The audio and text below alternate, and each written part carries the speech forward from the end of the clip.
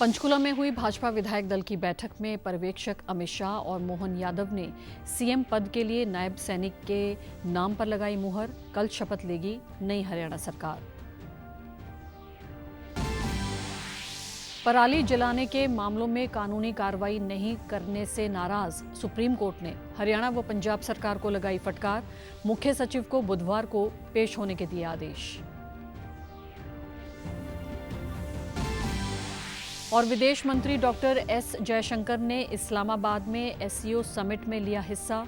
परिषद के शासन अध्यक्षों की 23वीं बैठक में रखा भारत का पक्ष। नमस्कार, चंडीगढ़ से आपका स्वागत है। मैं हूं भानुप्रिया। अब समाचार विस्तार से। हरियाणा में सरकार गठन से पहले आज पंचकुला में भाजपा विधायक दल की बैठक हुई। इसमें पर्यवेक्षक रूप में पहुंचे गृह मंत्री अमित शाह और मध्य प्रदेश के मुख्यमंत्री मोहन यादव पंचकुला पहुंचे। उनकी मौजूदगी में नायब सैनी को हरियाणा के अगले मुख्यमंत्री और विधायक दल के नेता के रूप में चुन लिया गया है। नई सरकार का शपथ ग्रहण समारोह कल शालीमार ग्राउंड में पीएम मोदी की मौजूदगी में होगा। बैठक के बाद केंद्रीय गृह मंत्री अमित शाह ने फैसला सुनाते हुए कहा कि पूर्व गृह मंत्री अनिल विज और विधायक कृष्ण बेदी ने सैनी के नाम का प्रस्ताव रखा, जिस पर सभी विधायकों ने सहमति जताई है। उसमें सर्वानुमत से एक ही प्रस्ताव मिला है जो किशन कुमार बेदी जी और अनिल विज जी ने रखा। हमारे पूर्व मुख्यमंत्री श्री नायब सिंह जी का, मैं नायब सिंह जी को विधायक दल के नेता के रूप में चुना हुआ घोषित करता हूं और आप सभी को बहुत बहुत बधाई देता हूं और सैनी साहब को भी बधाई।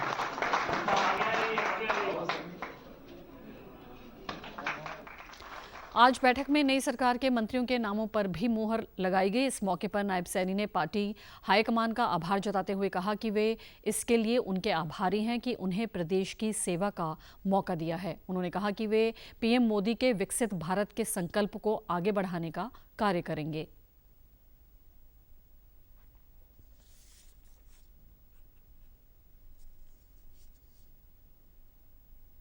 हरियाणा के उन सब का भी दिल से धन्यवाद करता हूं कि जो दिन रात कड़ी मेहनत करके और हमारी डबल इंजन की सरकार नीतियों को जन जन तक पहुंचाने का काम किया है।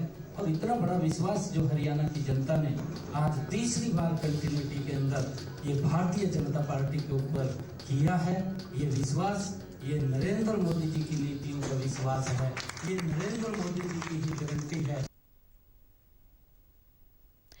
इस बार के विधानसभा चुनाव में भाजपा ने प्रदेश की 90 में से 48 सीटों पर जीत दर्ज की है। वहीं कांग्रेस के खाते में 37 सीटें आई हैं। बैठक से पहले पहुंचे भाजपा विधायकों ने कहा कि वे पार्टी हाईकमान के निर्देशों पर नायब सैनी की अगुवाई में चुनाव लड़कर आए हैं और प्रचंड बहुमत हासिल किया है। उन्होंने कहा कि मंत्रियों को लेकर भी बैठक में फैसला लिया जाएगा। वहीं उमर अब्दुल्ला ने आज जम्मू कश्मीर के मुख्यमंत्री के रूप में शपथ ले ली है। उनके साथ सुरेंद्र कुमार चौधरी ने उप मुख्यमंत्री पद की शपथ ली। शपथ ग्रहण समारोह में लोकसभा में नेता प्रतिपक्ष के नेता राहुल गांधी, प्रियंका गांधी, फारूक अब्दुल्ला, सपा प्रमुख अखिलेश यादव, पीडीपी प्रमुख महबूबा मुफ्ती, आप नेता संजय सिंह सहित इंडी गठबंधन के अन्य नेता भी मौजूद रहे। उत्तर भारत में ठंड की दस्तक और फसल कटाई सीजन के साथ ही वायु प्रदूषण में बढ़ोतरी देखी जा रही है। राज्यों में पराली जलाने की घटनाएं भी सामने आने लगी हैं। ऐसे में सुप्रीम कोर्ट ने हरियाणा सरकार को अपने पिछले आदेश का पालन नहीं करने पर फटकार लगाई है और चेतावनी दी है कि यदि आदेश का पालन नहीं किया गया तो वह राज्य के मुख्य सचिव के खिलाफ अवमानना का मामला दर्ज करेगा। सुप्रीम कोर्ट ने सवाल उठाया कि राज्य सरकार पराली जलाने के लिए लोगों पर मुकदमा चलाने से क्यों कतरा रही है और आरोपियों पर मामूली जुर्माना लगाकर उन्हें छोड़ भी क्यों रही है। साथ ही सुप्रीम कोर्ट ने पंजाब सरकार को भी फटकार लगाई है। पंजाब के चीफ सेक्रेटरी को अगले बुधवार को व्यक्तिगत रूप से पेश होने को भी कहा है। सुप्रीम कोर्ट ने यह भी कहा कि पंजाब सरकार का रवैया भी हरियाणा जैसा ही है। पिछले 3 सालों में पराली जलाने के लिए किसी के खिलाफ मुकदमा नहीं चलाया गया, सिर्फ मामूली जुर्माना लगाकर छोड़ दिया गया। कोर्ट ने वायु गुणवत्ता प्रबंधन आयोग से कहा कि वह पंजाब और हरियाणा के अधिकारियों के खिलाफ दंडात्मक कार्रवाई करें। गौरतलब है कि पंजाब में 15 अक्टूबर तक पराली जलाने के मामले 1100 और हरियाणा में 500 से ज्यादा हैं। इसी के चलते हरियाणा के 67 गांव रेड जोन और 402 गांव येलो जोन में घोषित किए जा चुके हैं। विदेश मंत्री डॉक्टर एस जयशंकर ने पाकिस्तान में हुई एससीओ समिट में हिस्सा लिया। बैठक में हिस्सा लेने इस्लामाबाद पहुंचे विदेश मंत्री का पाकिस्तान के प्रधानमंत्री शहबाज शरीफ और विदेश मंत्री इशाक डार ने उनका स्वागत किया। परिषद के शासन अध्यक्षों की 23वीं बैठक को संबोधित करते हुए डॉक्टर एस जयशंकर ने आतंकवाद, अलगाववाद और उग्रवाद को मुख्य चुनौतियां बताते हुए इनसे सख्ती से निपटने की बात कही।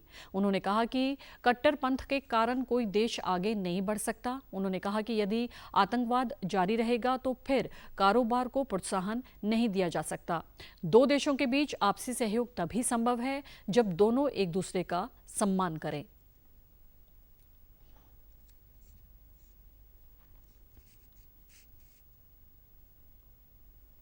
इससे पहले डॉक्टर एस जयशंकर ने पाकिस्तान के प्रधानमंत्री शहबाज शरीफ, मंगोलिया के प्रधानमंत्री ओयुन एड्रिन और अन्य नेताओं के साथ ग्रुप फोटो सेशन में भी हिस्सा लिया।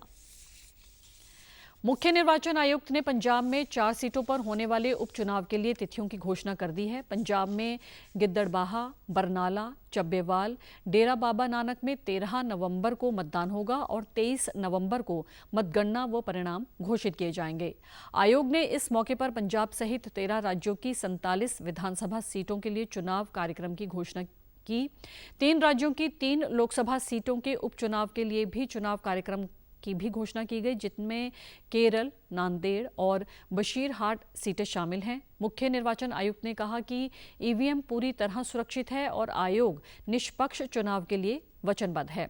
उन्होंने कहा कि आयोग के पास आई हर शिकायत का जवाब दिया जाएगा।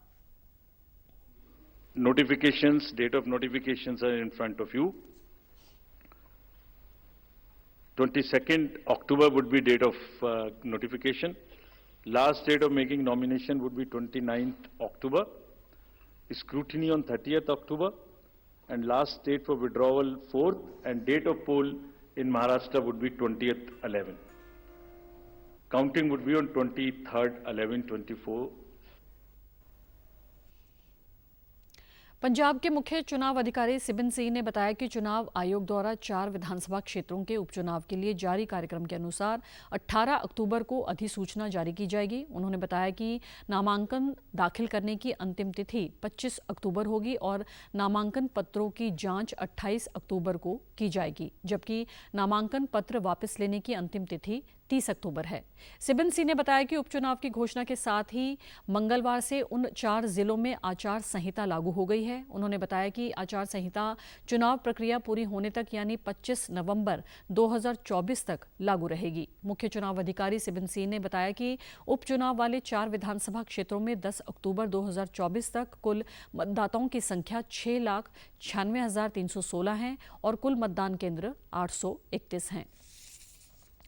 चुनाव आयोग ने इलेक्ट्रॉनिक वोटिंग मशीन के कांग्रेस के आरोपों को रद्द करते हुए कहा कि ईवीएम पूरी तरह सुरक्षित है, अतः इसके साथ कोई छेड़छाड़ नहीं की जा सकती। मुख्य निर्वाचन आयुक्त राजीव कुमार ने बताया, चुनाव आयोग की कांग्रेस की उम्मीदवार की 20 शिकायतें मिली। इनमें पिछले दिन हुई हरियाणा विधानसभा चुनाव में इलेक्ट्रॉनिक वोटिंग मशीनों की बैटरियों में कथित अनियमितता का आरोप लगाया है। उन्होंने बताया कि इन मशीनों की बैटरी कैलकुलेटर की तरह सिंगल यूज होती है। कांग्रेस ने जिन 20 निर्वाचन क्षेत्रों में गड़बड़ी की आशंका जताई है, आयोग ने वहां के निर्वाचन अधिकारियों से रिपोर्ट मांगी है।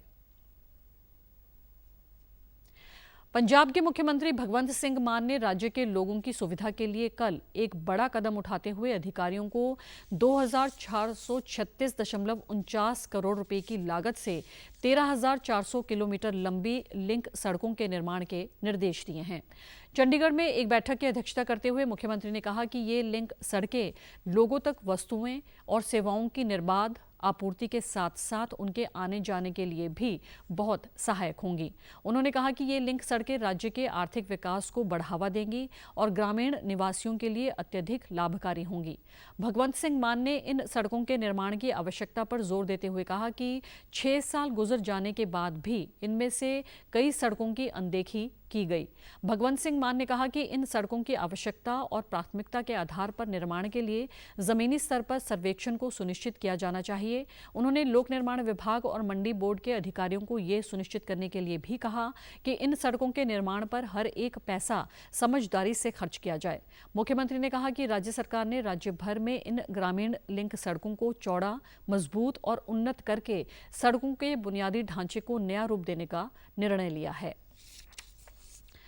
राष्ट्रपति द्रौपदी मुर्मू का अल्जीरिया दौरे का आज दूसरा दिन है। सीधी अवधेला विज्ञान और प्रौद्योगिकी पोल विश्वविद्यालय द्वारा राष्ट्रपति द्रौपदी मुर्मू को आज राजनीतिक विज्ञान में मानव उपाधि से सम्मानित किया गया है।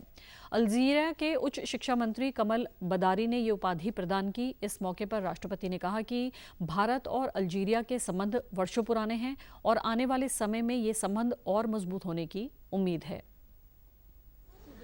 Date back to the days of the Algerian liberation struggle against colonialism, when India advocated the cause of Algerian independence at the United Nations and other international fora.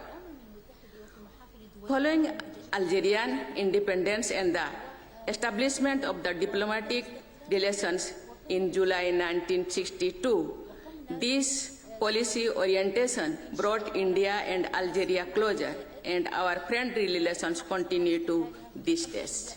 I am convinced of the power of youth of this country and truly believe in their capabilities to take Algeria on a path of glorious development. These young minds will eventually become the bridgeheads of enhancing our robust people-to-people ties.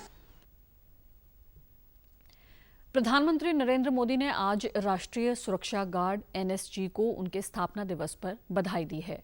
Social media x पर post में प्रधानमंत्री ने कहा कि राष्ट्र हमारे देश की सुरक्षा में उनके अटूट समर्पण, साहस और दृढ़ संकल्प के लिए सभी एनएसजी कर्मियों को सलाम करता है। पीएम ने कहा कि खतरों से राष्ट्र की रक्षा करने के लिए एनएसजी की प्रतिबद्धता सराहनीय है। वहीं केंद्रीय गृह मंत्री अमित शाह ने राष्ट्रीय सुरक्षा गार्ड एनएसजी को उनके स्थापना दिवस पर शुभकामनाएं दी हैं।